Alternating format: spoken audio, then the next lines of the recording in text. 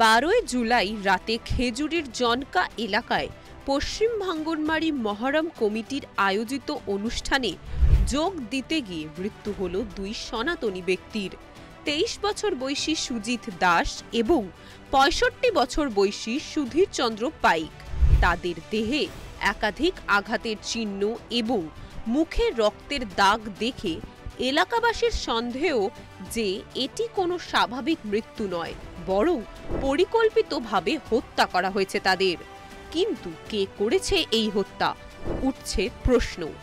এই মহরম কমিটির সদস্যদের তালিকায় রয়েছে গাবিরুল ইসলাম, শেখ আটাউত্তুর, শেখ সাহালাম, জালার বেগ ও শেখ আসমাত সহ মুসলিম সম্প্রদায়ের অন্যান্য ব্যক্তিগণ।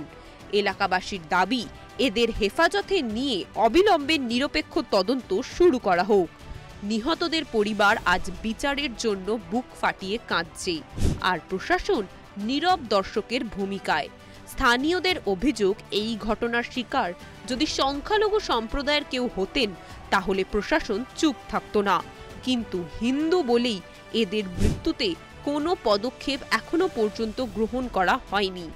এই ঘটনার পর থেকেই খেজুরিতে ক্ষোভ ছড়িয়ে পড়েছে। প্রশাসনের ভূমিকা নিয়েও উঠছে গুরুতর প্রশ্ন।